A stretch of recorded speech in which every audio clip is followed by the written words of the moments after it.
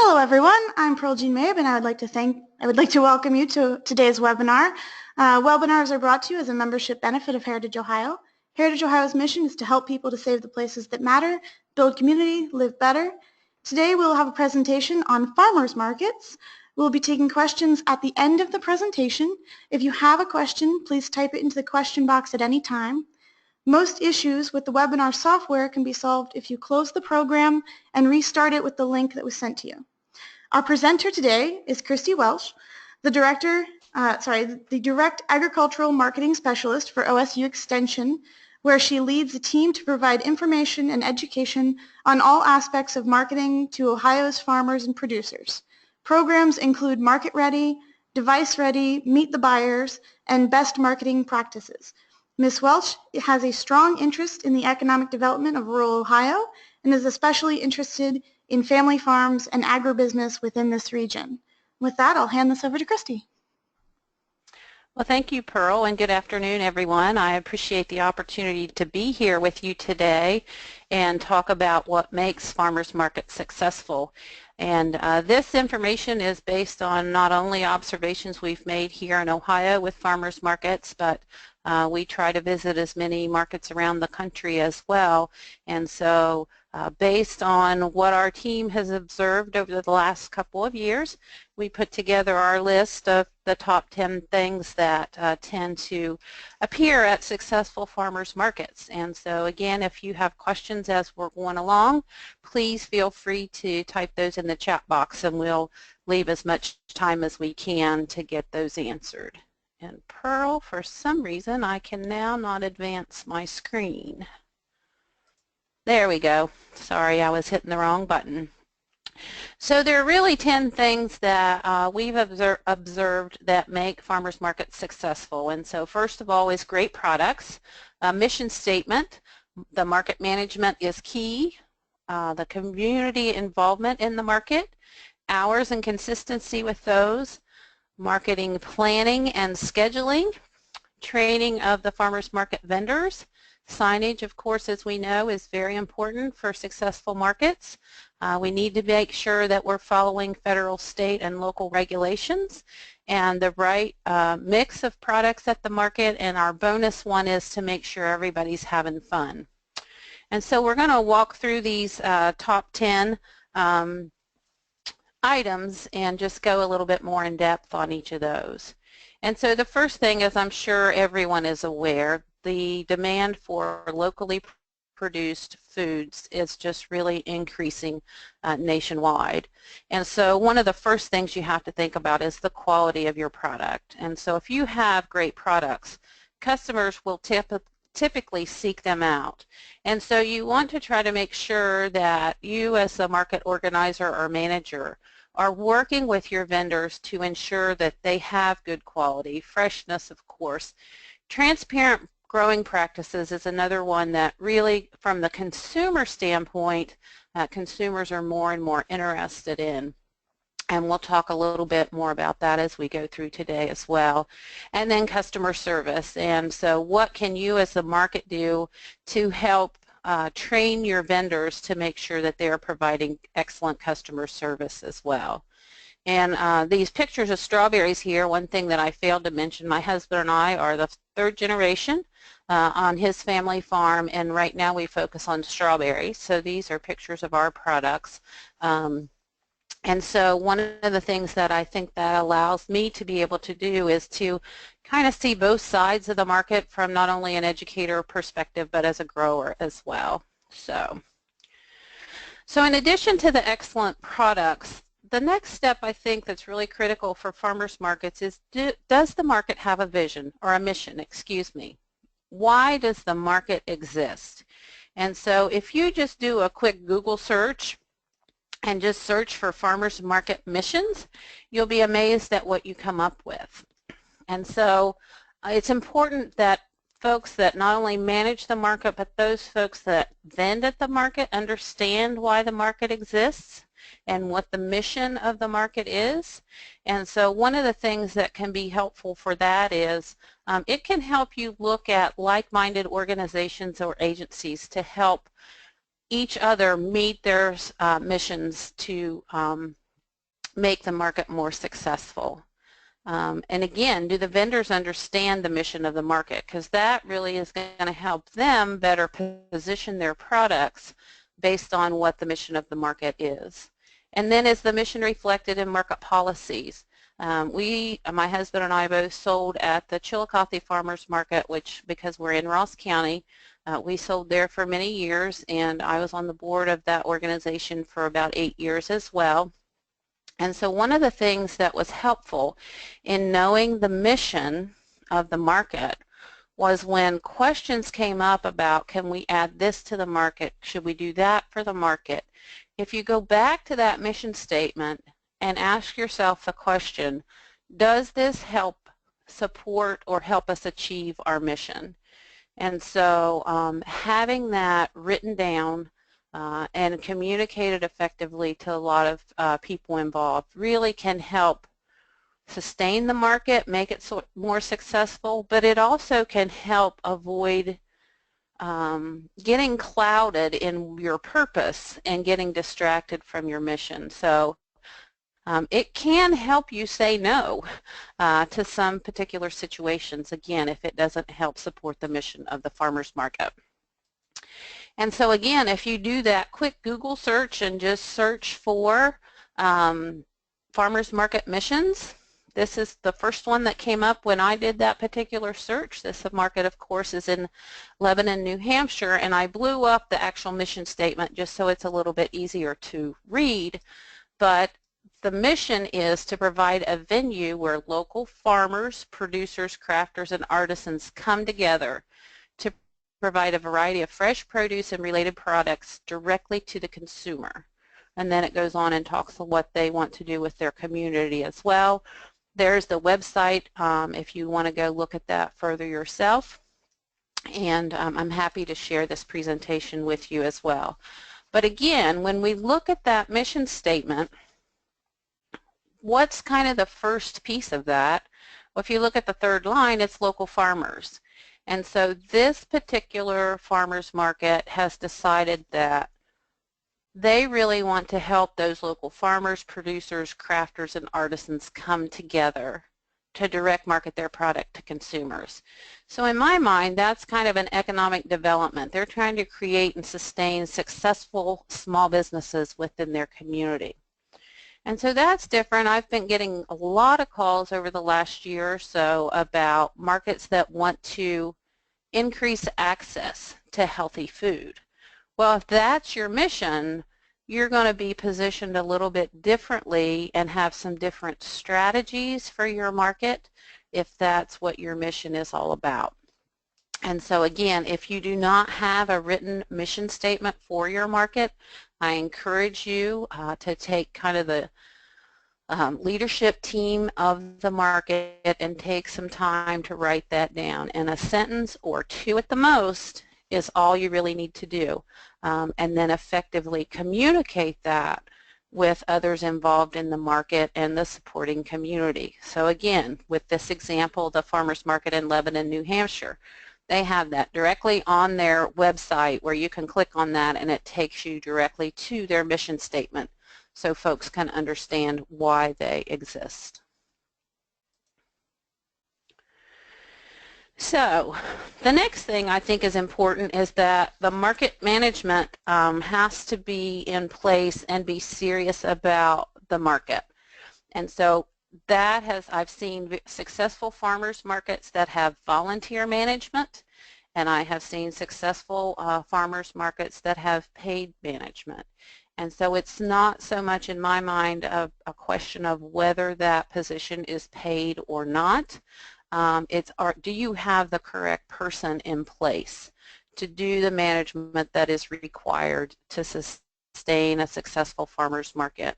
And of course that might be some different tasks if it's a new market starting out new and getting up and running versus maintaining a farmers market that has been in existence for a couple of years.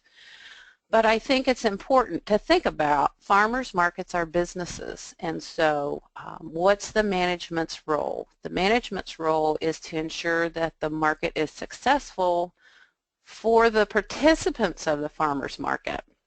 And of course, we have two different participants. We have the vendors and producers that are selling their products, but we also have the customers to think about, and why are they coming to the farmers market and spending their dollars there. And so again, it's important that you have the right person in that position to make sure that it's properly being managed. And one of those tasks, of course, is the communication with the vendors and the customers. And as we all know, also farmers markets typically have small budgets, and so what can you do most effectively with the limited resources that you have? And so those are things like weekly emails or social media posts or flyers in different organizations within the community. But I do think that you need to think through that based on the resources you have, who your target customer is, what's going to be most effective for all involved. The other task of the market management is to, if there's a conflict, and conflicts will arise, we're dealing with human beings, how is that conflict managed and who makes the decision on how that conflict is managed? And typically, again, that's the market manager. And so is there a written description for the position for the market manager, whether it's a paid or again a volunteer position? And there are many examples of position descriptions available online for market managers, just again to make sure everybody is on the same page and what is the chain of command when decisions are being made. The other thing, of course, is the market rules, and are they written down and are they enforced? And so typically successful farmers markets have an application process, of course, for their vendors to participate, and it lists the market rules either with the application or on a website that they can be referred to. And so we've seen successful markets that are 100% producer only, meaning, of course, that the producer can only sell what they themselves produce, grow, add value to, whatever that might be. Depending on location, there's the other side of that where you have to produce a certain percentage of what you're selling, but you can also sell other local products. And is that written down and enforced? And do folks understand that?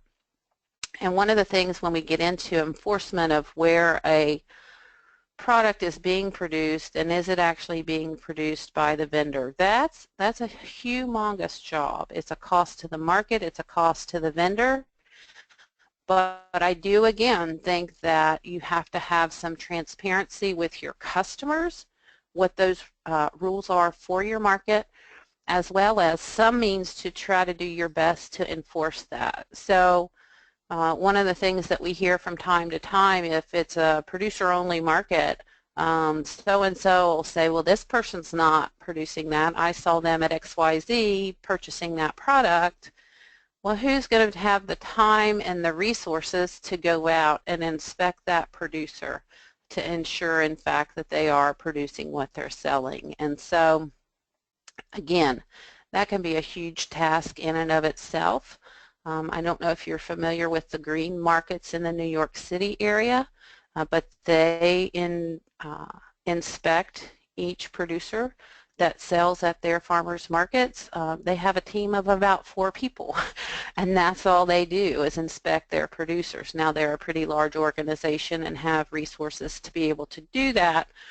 But again, when you're writing your policies, you need to think about how are you going to enforce those once they're written and if issues arise. Again, is there a vendor application, and is it written and collected and those records kept? And is there a fee to participate? You know, a lot of times I talk with folks and they're like, well, we want to have a farmer's market and we're not going to charge our vendors anything to participate in the market because we really want them to come. Well, there's some research that shows that if the vendor has to pay to participate and that money is effectively used to manage and promote the market, that the market's more successful. And so in some instances, I think it's fine that you don't charge a fee, but I think you need to think again about why are you or are you not charging a fee to participate in the market, and then any of the fees that are collected, how can those be used most effectively to ensure the long-term success of the market. And then the other thing, of course, from the customer's perspective, or even a new vendor, do they know who the market staff is? And so I put these two pictures up here. This one on the left in the red shirt, that's Adam Schrader. He's the manager of the Pearl Market in downtown Columbus, and you can see he's got his red t-shirt on with the Pearl Market logo on it, and it says right on their staff. And I think on the back of that t-shirt there's a bigger version of their logo. And then I believe this picture on the right is from Vancouver, but this lady has the apron that has the farmers market, and she's easily distinguishable from the rest of the customers walking around the market, just so they know who to go to if they have a question. Okay. And so the other thing you want to think about too for a successful farmers market is the community involved. And so one of the first things with my farmer hat on, of course, that I think about for community involvement is, are there enough customers coming to purchase my products on a regular basis to make it worth my time and effort to attend that farmers market? And so again, we really, especially nowadays, if you're thinking of starting a new farmers market, there are more farmers markets in the state of Ohio and the country than there have been in the recent past. And so producers have more choices than ever on where they are going to choose to spend their time. And so if they are in this to make a living to support their farms and their families, typically they're going to go where they have the highest likelihood of generating a return on their investment. And so again, from a market management perspective, constantly be thinking about, why is it that vendors will come to my market? And so that's one of the things that we have to think about as well. And so is there a community tent as well? And so for example, as I mentioned, I've sold at the Chillicothe Farmers Market for a number of years.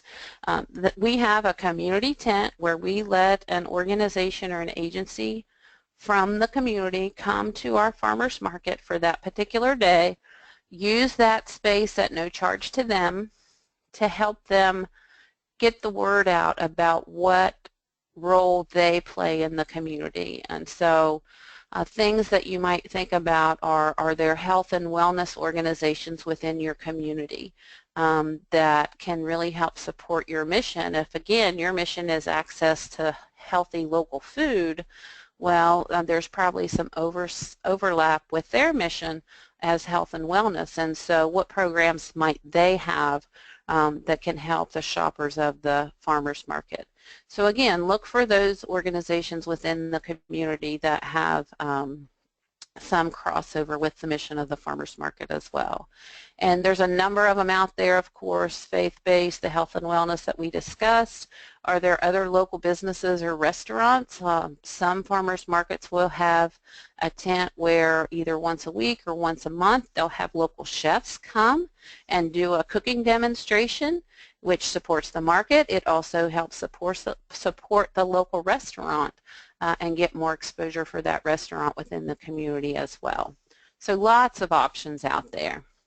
And so here's an example again of signage. You can see right here the community tent is well marked so that folks from either end of the market can look down here and see, well, there's the community tent. The other thing that I really like is these little signs here. At one point we had every vendor in the Chillicothe Farmers Market, we all had one of these signs made. So again, if the customers walking this way, they can be at either end of the market and look down through there and see where the particular vendor that they're looking for is. And those can be really done really inexpensively, especially if you go together as a market group and order those. So next, what are the hours and days of the market, and are they consistent? And so one of the biggest challenges that farmers markets can face is if you started out at one location and you're trying to move to another location, or if you started out at one particular day and time and you're trying to or have to change the day and time of your farmers market. Well, why is that? Well, we as customers, as human beings, are typically habit forming, and so if the market time, place, or date changes, then we have to retrain our potential customers on when is the farmer's market. Of course, the other adage, out of sight, out of mind, and since most farmers markets only happen one particular day a week, we have to constantly be reminding our customers that yes, we are here and we will be here. Because again, for a new farmer's market, or if you have a farmer's market that is only held sporadically, if a customer takes time out of their busy schedule to come to the market and it's not there when they thought it was going to be there, it's going to be very difficult to get that customer to come back a second time. And so the other thing is you have to think about is what happens if there's bad weather? What if it's raining? You know, most farmers markets are held outside. Yes, we have tents, but customers are not under tents. So what do you do in the event that there might be a rainstorm coming through? And I think it's important to address that in the policy. Again, you can train your customers. If it's raining and there's no lightning, we are here. I don't know if anybody's had the opportunity to visit the Athens Farmers Market, which has been around for many, many years. And for a long time, of course, the Athens Market runs year-round.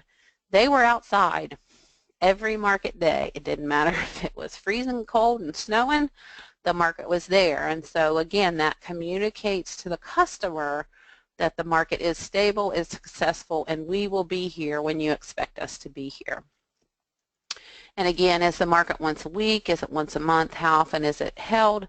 The more regular you can hold your market, I think the better off that you are. I do know there are some markets in the country that are a monthly market, but they really have to educate or promote the fact of which day of the month and which months of the year that market is held to help prevent confusion. And then if you do an annual market, if you do it every year, is it the same month or months throughout each year? And so, for example, again, the Chillicothe Farmers Market, May through October, and have been for many, many years. So customers understand first Saturday in May, the farmer market opens for the season and runs through October. And so, again, the more consistency you can have there, the better you can train your customers to understand what your operating hours are. The other thing to think about, are there other markets held in the general area at the same time or the same day? And so that can be a real hindrance in many instances because markets can draw vendors from each other, they can draw customers from each other, and so you just really need to think about your particular area, what's the population density, and what's the likelihood that you can attract sufficient customers and vendors if it's held at the same day and time as another market in the region. And then finally, are the hours convenient for the vendors and the customers? So if we stop and think about shopping at a farmer's market, what is the likelihood based on your target market that's going to be the best day and time of day for that particular target customer? As we know, many farmers markets are held on Saturday mornings, and for many markets that works just fine. I do, however, see that lots of families with young children, where are they typically on Saturday mornings? They're on the soccer field, right? And so if your target customer is families with young children, maybe you would be more successful Saturday afternoon or another day of the week. And so again, you have to think about those things as well. Again, going back to the management and being very deliberate with how you manage your resources in the market, is there a marketing plan for the market? And of course, that's kind of what I do, is work with folks on marketing their products and businesses. And people can get overwhelmed really quickly. As I've already mentioned, most farmers markets have very small budgets. So with the funds that are available, how will those funds be spent? And that really goes to who's the target market for the customer. How did they get their information? And then you can really kind of sit down and figure out what's going to be a good, effective strategy based on the resources you have. The other thing that I think markets in general don't do well enough is to encourage their vendors to promote the farmers market.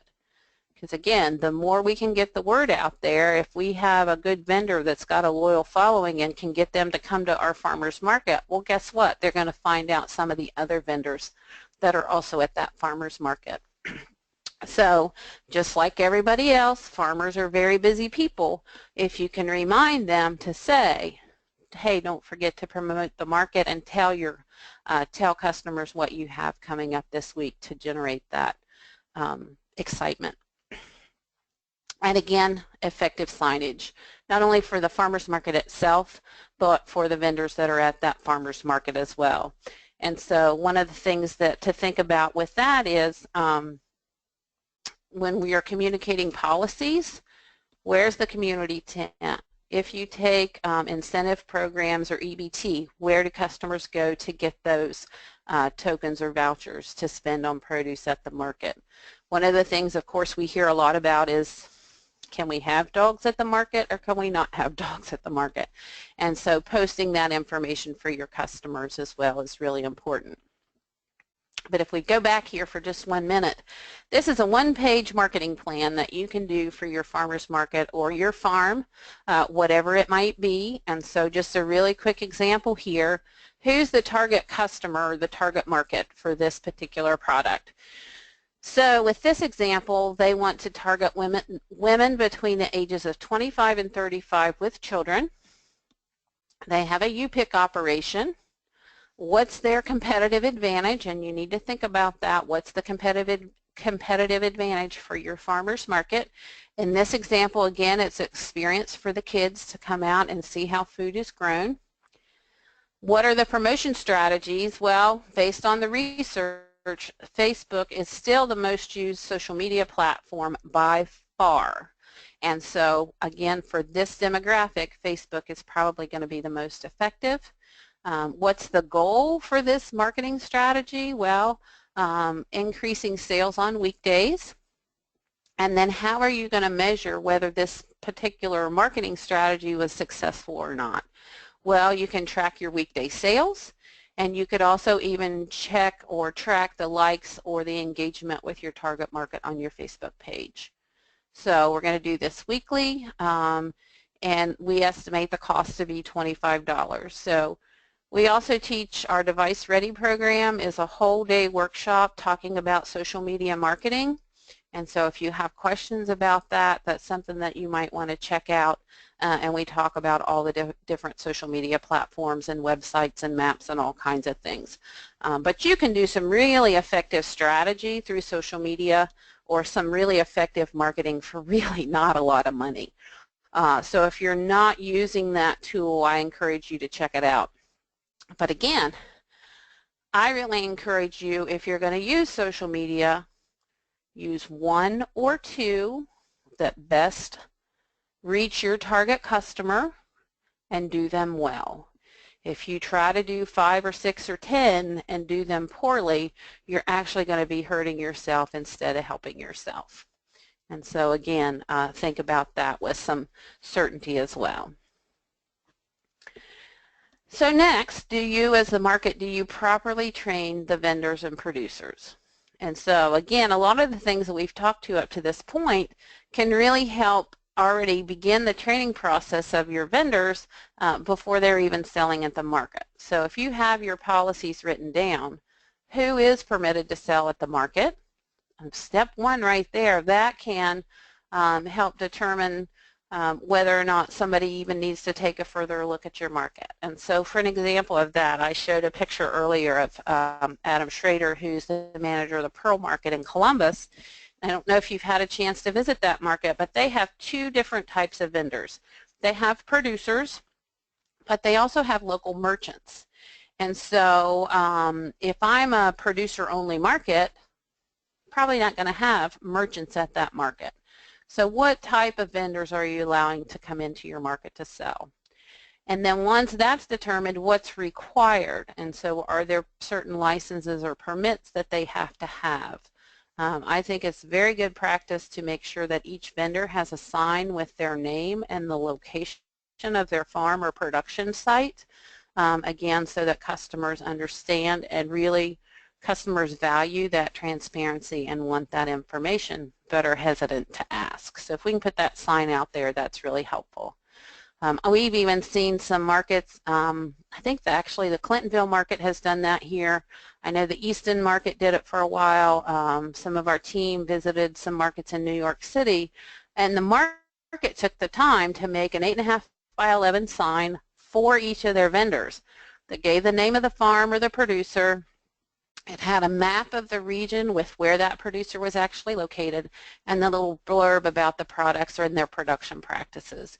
And so again, if you have the resources within the market management to provide that service to your vendors, by all means, take the time to do that, because you do that once, it's at 8.5 by 11, you can laminate that and it'll last you for multiple seasons. But it's again a great way to communicate with customers as well as really help support your vendors. Product pricing is another one. I think that all products should be properly marked with the price and what it is. Again, as customers, we're hesitant to walk up and say, now how much is that? You know, when we go to a traditional grocery store, we get pretty irritated if we're looking at a product and the price isn't there. So again, make it easy for your customers to do business with you. And again, are there certain items that are not allowed to be sold at your market? And then if you accept SNAP or EBT or some of the nutrition program vouchers or incentives, are you training your vendors on what items are eligible, how to interact with that customer, and then how they get reimbursed for those particular transactions? So again, I'm talking about signage again. I think you get the point that it's pretty important that we have proper signage. Again, is it effective and visible? And one of the things that just kind of amazes me as I've worked with farmers markets over the years, that some cities, villages, towns, cities, whatever you want to call it, have some really strange ordinances about signs. So again, especially if you're a new farmers market, be sure to talk with your city folks beforehand to find out what their policy is on signage. I know of a market that had to move actually back behind another building, and then they weren't allowed to put signs out along the road to tell folks that they were back there. So that was pretty frustrating for everybody involved. But check it out before you get too far down that road. Again, does your signage reflect the mission of your market? Does it effectively communicate location, day, hours? Does it communicate markup policies? So for example, if you're a producer only or Ohio only or whatever it might be, does your logo appear on that sign, as well as do you have a tagline or a little blurb that you can help communicate that? Within the market, again, make sure that each vendor's name is displayed. Where do customers need to go if they have a question? And then, of course, product pricing. So if you look at this particular example, these are all peppers, but they're different kind of peppers. They're all the same price, but each one has a price a sign tells what the pepper is and what the price is. Again, as customers, we're just used to being able to look at the product and see the price, and we get irritated if we can't do that. So encourage your vendors to properly price all of their products. Again, clear and easy to read. These are actually some examples from the Chillicothe Farmers Market.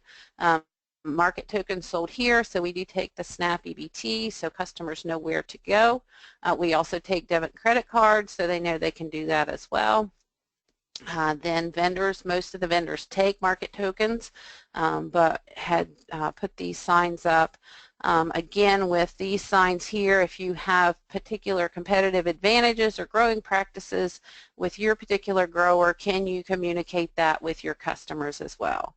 So again, signage can be very effective and really inexpensive These signs here were the ones where you can stand at either end of the market and see the particular farm name, what they grow, and these are on that plastic, that corrugated plastic sheet printed on both sides. They lasted forever. So again, that's something that you can encourage your vendors to do, or maybe again go together as the market and order them for all your vendors. Make sure you're inviting your customers back. You know, train your vendors to say, oh, you don't want to miss next week, our first batch of sweet corn will be here, or our tomatoes will be here, or whatever it is that's coming next week. Train your vendors to tell folks what's coming up. But also, this is of course a market sign, and they thank their customers for shopping locally. They invite them back for the following week. They tell them how they can learn more information about the market. They talk about what's coming soon to the market to help generate that excitement and enthusiasm to keep people coming back. And then, of course, more information about the organization that's managing that particular market.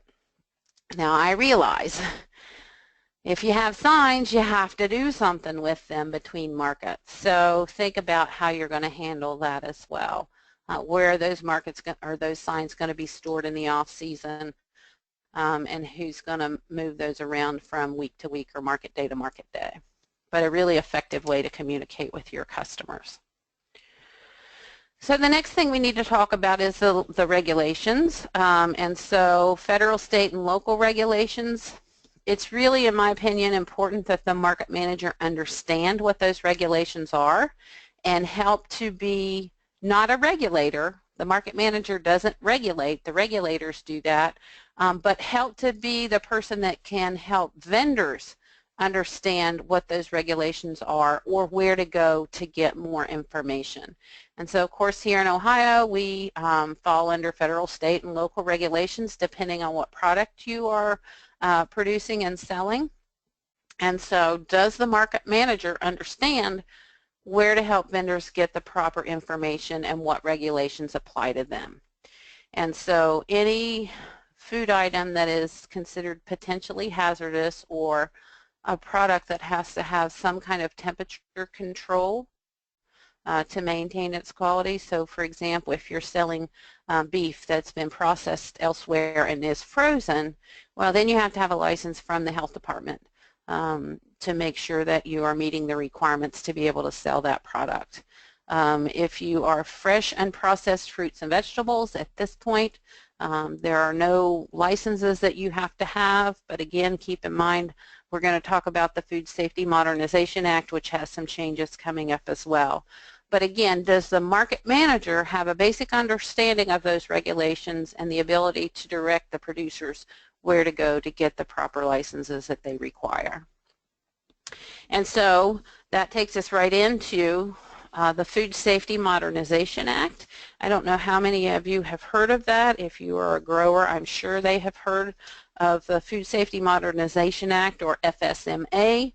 Most people refer to it as, but this is new legislation that was passed back actually in 2011 as a result of some of the foodborne illness outbreaks that were occurring around the country. And so the federal government said we really need to work harder with our producers on preventing these outbreaks than responding once they occur. And so with that, this is a whole complex set of regulations that will affect producers. That is not my area of expertise. We have a whole team within OSU Extension called the Fruit and Vegetable Safety Team, and their website is producesafety.osu.edu.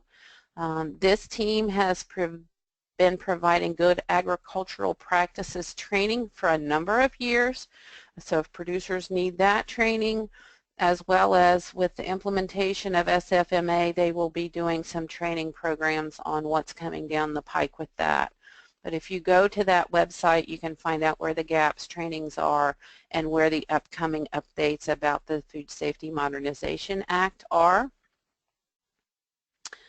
Don't hold me to this, I could be mistaken, but my understanding is that if a producer sells less than $25,000 gross receipts, they are exempt or exempt for a number of years. But I would encourage you to certainly check out the Produce Safety Team website or share that resource with your vendors so that they can check that out, because that is going to make a lot of changes in how we keep our records and do some of the production that we do.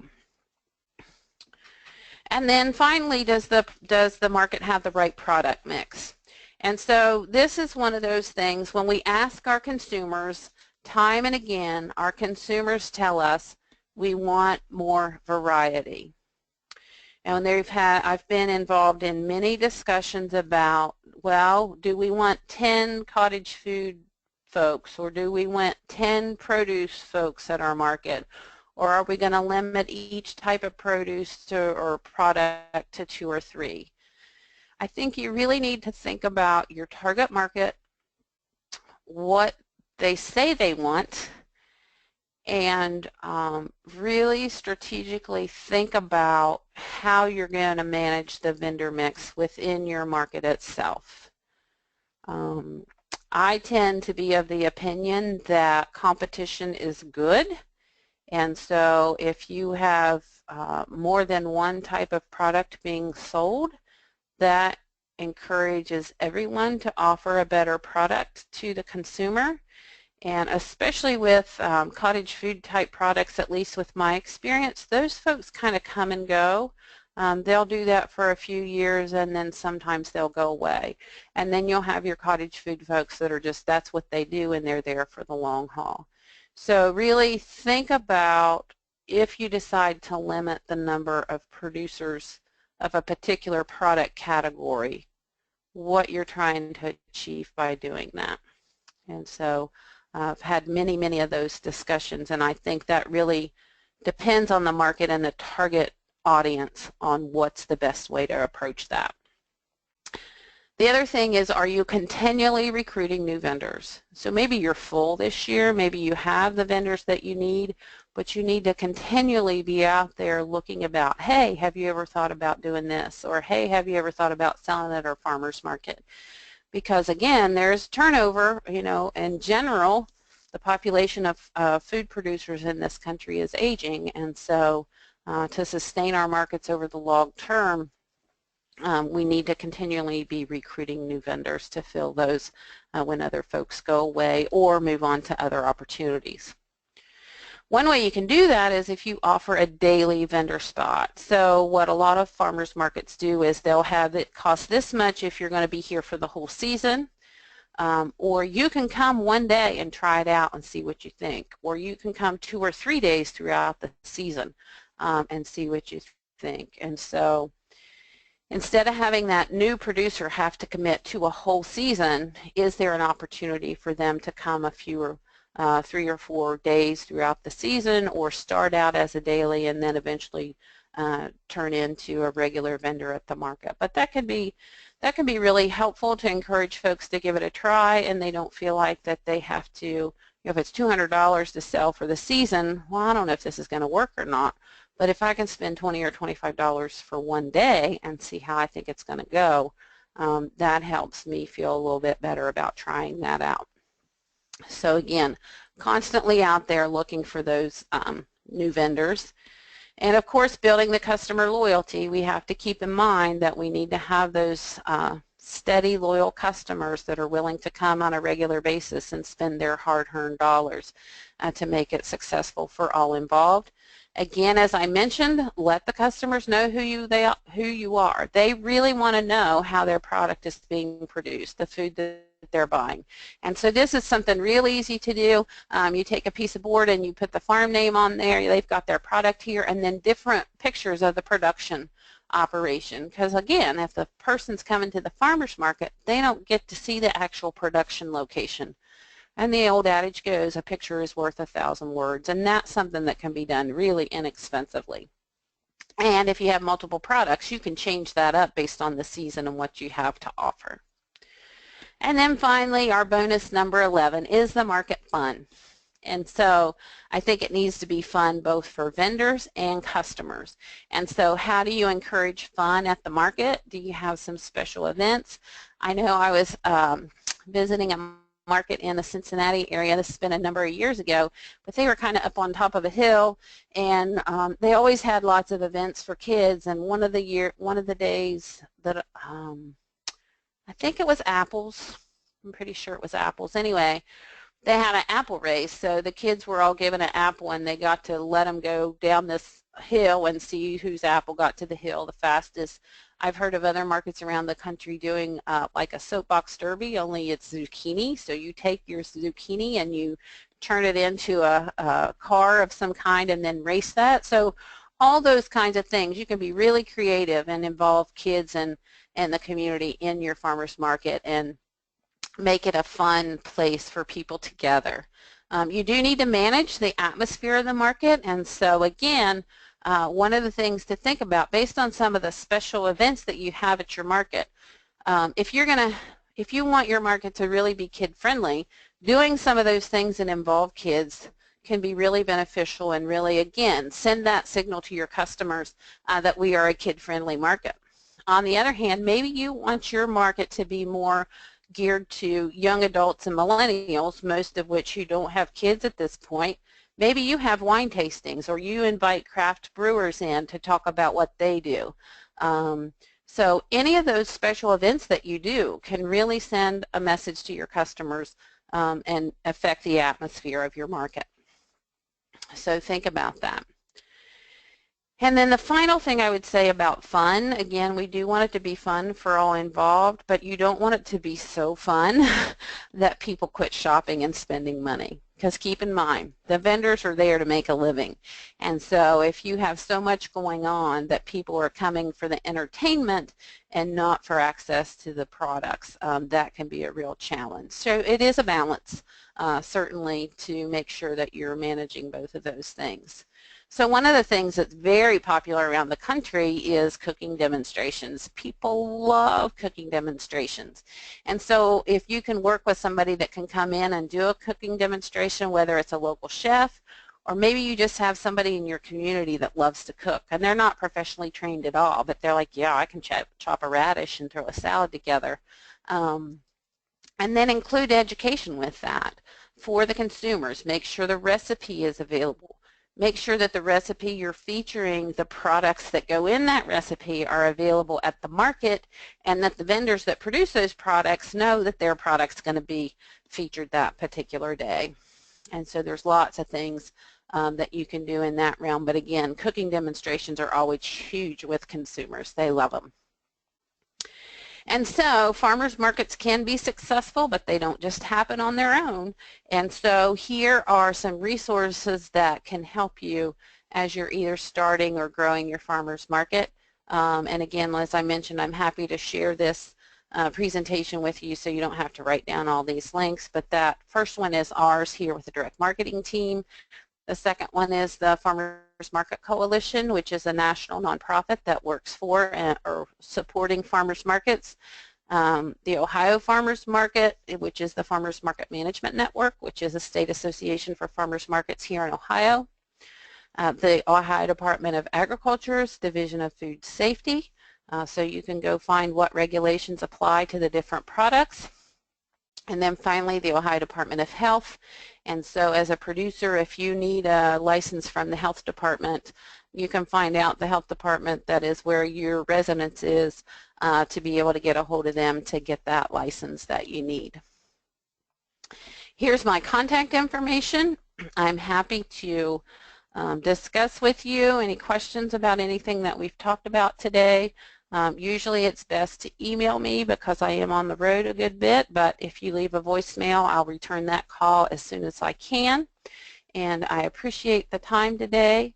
One thing that I did want to mention when Joyce and I talked about this webinar to begin with, you know, we wanted to make sure what are the best practices for managing a successful market, and what are some of the best practices for attracting vendors to a farmer's market. And I really didn't designate between the two today because if you manage a successful market, you will attract vendors to your market. And so I'm happy to take any specific questions if you have anything specifically about attracting vendors to the farmers market. But I really think if you'll follow those list of 10 best practices that we've observed all across the country, that vendors eventually will be seeking you out as well. So with that, Pearl, do we have any questions coming in? We do have a few questions. I just want to remind everybody that if you have a question, type it into the question box and we'll be answering those now. And I also wanted to remind everybody that I know that there was a lot of links on these slides, really useful information. So if you would like to receive the slides, just let me know. We'll be sending out an email tomorrow with the recording, so you can just ask for it then. So with that, I'll start answering some questions or asking some questions. So first question. Do you have a vendor who makes the tent signs that you were talking about? I've never seen those. Thanks. Oh, okay. Great question. So in Chillicothe, again, that was where that picture was from, because that's where I have been a member of that market in the past. We just worked with we have a local sign company, and we just worked with them, and so we went together as a market group. So I don't know that every single vendor ordered a sign, but I think we had 25 or 30 folks that wanted those signs, and since we had a group like that, they gave us a deal, and I think it was about $30 for that sign. But I would suggest if you have a local sign company, you start with them, because I think those signs are really pretty reasonable, and again, very effective in my opinion. Wonderful. We are considering changing the location of our 16-year-old market. Do you have any suggestions for doing this successfully? Yes, I do. Think about that very carefully. And so, it's not something that I can give you an exact answer to. First of all, why is the market moving? And sometimes, there's markets that have had to move because the space that they were using is no longer available, or they've outgrown their space, or things like that. So it can happen. I think you really need to be thoughtful about where you would move that market to based on what's available, and try to engage your customer and your community and help them provide some input on how to make that decision. Again, especially with being in the same location for that length of time, I would hope that you would have almost a year to communicate to your customers, hey, we're going to be moving and this is where we are going to end up. So the more planning and communication you can do in advance of the move, I think, to your benefit. Can you have wine vendors at a market? You can have wine vendors at a market. Ohio passed some legislation here, I think it's been 2 years ago now, where a wine producer can get a special permit to come to your farmer's market for X number of times. I don't think that permit would allow them to be, if you've got a 24, 26-week market, I don't think they're allowed to be there for that long. But I can certainly check on some of the details of that and follow up. Or you could check with the Ohio Grape Industries Committee, which is based at the Ohio Department of Agriculture, and they could share that information with you. They can even sample at the market in limited ways, but that's an option as well. All right. We have a by donation only farmers market where vendors offer weekly donations for space at the market after being accepted through an application process. Would you find an application fee appropriate? So let me make sure I understand the question correctly, that you're offering the space at no charge to the vendor. All they have to do is fill out the application to be able to sell at the market. I do believe that's the correct interpretation. Okay. And so my question is, we live in a world where perception is reality. And so if there's no charge for the space, I would really think about how you're communicating to that potential vendor on why there's no charge for that space. And if there's no fee for me to participate, what's your marketing strategy? What's your marketing plan? How do I know that customers are going to come? And so I think, if it's working well, that there's no fee to participate, that's fine.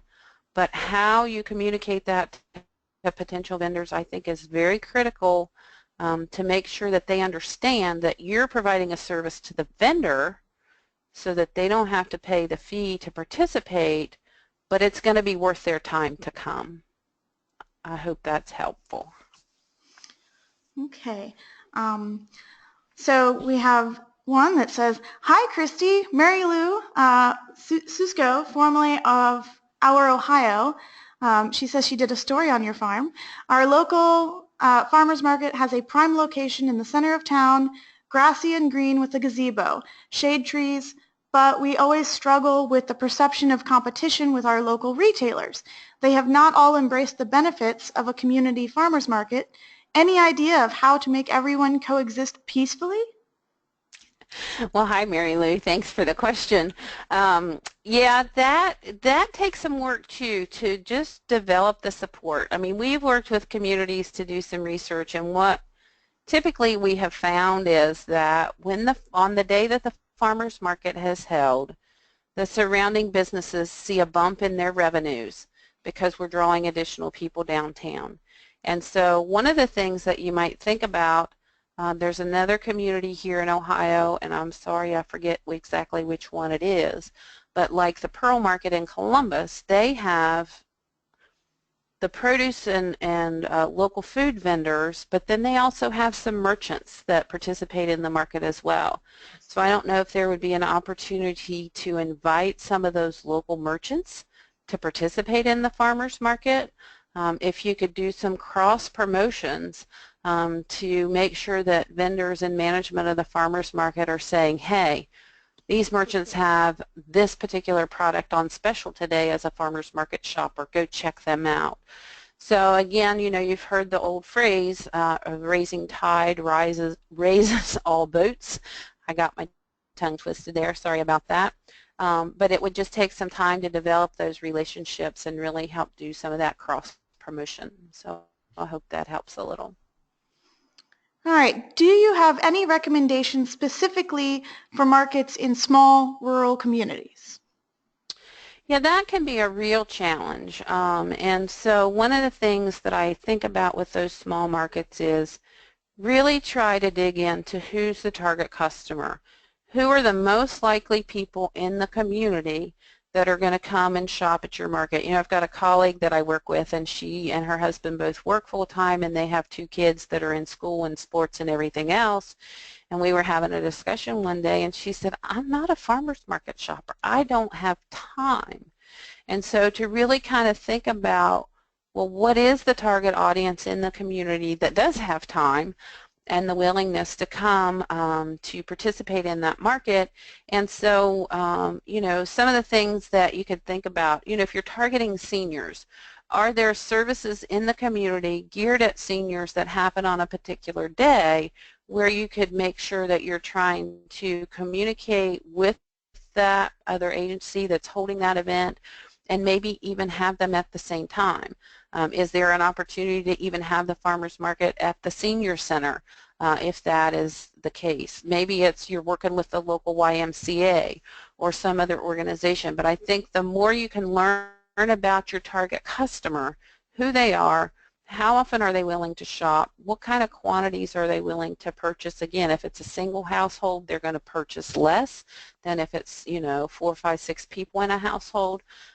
So the more you can learn about that target customer, I think that'll give you a lot of information, and I'd be happy to talk with you about that. Hi, Christy. This is Frank from Heritage, Ohio. I've taken over the microphone from Pearl temporarily here because I had a question. And in Chillicothe, the farmers market is not located downtown. Is that correct? That's correct. So I'm curious if over the years the farmers market and the downtown merchants have tried to do cross-promoting, or if not in Chillicothe, are you aware of any other creative attempts to cross-promote downtown merchants and the market vendors? Yeah, that's a great question. The Chillicothe Farmers Market has been around for many, many years, but really kind of got revitalized in about 2000. We had a couple of folks in the community that really wanted to kind of get the market revitalized and get it growing. And so when that happened back in 2000, we actually were located not in the center of downtown, but just on the edge of downtown. And what happened, kind of the market was so successful, grew so much that we outgrew a space. And so we had to look for another space to move the market. And I think one of the things that we fail to think about from the management standpoint is how much space it takes for a farmer's market, because you have parking for vendors, you have space for the tents, then you have to have parking for customers. And so at this point, you know, over the years, we've had lots of discussion about whether to move back town and this and that, but we just have not found the right space, and we've just been really, I feel, successful where we're located currently. That doesn't mean that won't ever change. So I think it just really goes into really thinking about what's going to be the best location to meet everybody's needs. And so the other thing that we've done, we have a couple of the local businesses that produce food or other items in the downtown area that come and vend at the farmers market on Saturday mornings, and they're like, well, we're open every day of the week or Monday through Saturday or whatever it is. Don't forget to come downtown. But that gives them more exposure to the customers that are coming to the farmers market, and I think as a result, many of those businesses have seen an increase in their sales. We also have a couple of folks that actually started out as vendors at the farmers market who are now brick and mortar stores in Chillicothe. And so I think that's the other thing that we sometimes forget, that farmers markets can really be business incubators. And so we work with our local Chamber of Commerce, we work with our local extension office, we have folks that are very involved in the community, and so we really try to develop those relationships. Our county commissioners are just hugely supportive of our market, and we wouldn't be where we are without them today. But those relationships don't just happen overnight. That takes time, and that takes somebody's effort to make sure that you're doing that communication and building those relationships. And so I do think that it can be successful, but it's not something that's going to happen overnight. I hope that answered your question. It did. Thank you. You're welcome. Along those same lines, how do you get local merchants to promote the market rather than be antagonistic because they think customers are spending money there instead of in their stores? So again, I think it goes back some to relationship building and really starting to develop some of those relationships. So if there's a downtown business organization, see if there's an opportunity for somebody from the market to go in the off season for the market and make a presentation to that group and have some ideas of how they might want to cross promote each other. But I really, again, think it goes back a lot to relationships, and you're not alone in this. We hear this all the time, but the research typically shows that when a farmer's market is in a certain area, the surrounding businesses typically see a bump in their sales on the day that the market is held. And again, if that's something that we can assist with in making some of that information available, we're happy to do that with those organizations. All right, and then we do not currently have a farmer's market. Is there an effective way to determine new farmer's market success? Well, as I mentioned early on, there are more farmers markets in the country and even here in Ohio than there have been for a number of years. And so one of the things that I would encourage you to start with is to visit markets in the region and talk to the manager there and say, are your vendors looking for another opportunity? You know, managers can be very protective of their vendors too, so you don't want to make them feel like you're trying to steal their vendors, which I'm sure you wouldn't be doing. But if there's a way that you have an existing market full of vendors that's looking for another opportunity to get their products directly in front of consumers, that's really a good place to start. I will say that in the last couple of years, because there are so many opportunities, the market folks that I talk to, that's one of the biggest challenges is getting vendors to participate in a new farmers market. Because again, as creatures of habit, we tend to go with what we know and are a little bit hesitant of change or taking risks.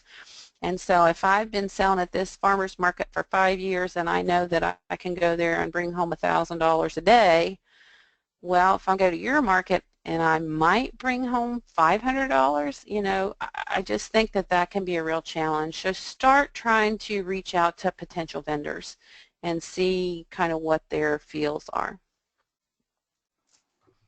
All right. Do you know the health department regulations on outdoor food demonstrations? So that can vary from location to location. I will say that the folks at the Ohio Department of Agriculture have said that if you're not charging for that product, there really shouldn't be an issue. However, we all in the local food business want to make sure we're doing everything possible to provide a safe product to consumers. And so there's a resource from the University of Kentucky, and it's called Safe Food Handling at Farmers Markets, or Safe Product Demonstration at Farmers Markets. You could just Google that or send me an email and I'll send you a link to that. It shows and talks about the proper procedures. Now I do know that some local health departments would like for you to have a permit to do a demonstration, and so there are some gray areas within the state of Ohio on some of the, you know, who regulates what when it comes to some of this food. Again, I think it goes back to, I think you get it, I'm a big believer in developing those relationships and making sure that you have those relationships developed. And it, you know, it could just be a matter of picking up the phone and calling the health department and say, hey, as a farmer's market, we'd love to do a product demonstration. What do we need to do to be able to do that? All right, and then one more question. Do you have any advice with concern to zoning when starting a market or staying compliant with regulations? As far as zoning is concerned, you certainly need to talk with your local folks to make sure that it is allowable within the zoning regulations of that particular area. You know, the one thing that I see that just sometimes I just don't get it is signage. Where you can put a sign, where you can't put a sign, how big it has to be, blah, blah, blah, blah, blah. I guess I understand, you know, you don't want everybody and their grandmother putting a sign along streets and then leaving them there for whatever, but, you know, if you're going to have a farmer's market but you can't put a sign up that tells folks that it's there, that can be a real challenge. So I would just start with the local folks and say, we're thinking about this. What do we need to make sure that we think about? Because you know what I found working with markets all over the state for the last number of years, if you go to those folks and you try to get them on board as a partner, they want to help you. Where we typically see issues is, well, I go and do it and, oh, I did something wrong and then I have to redo it, and then it can just be really hurt feelings. But I think if you know, look at them as your partners and help them do their job, they can help you do your job, and typically that will really ease the process along the way.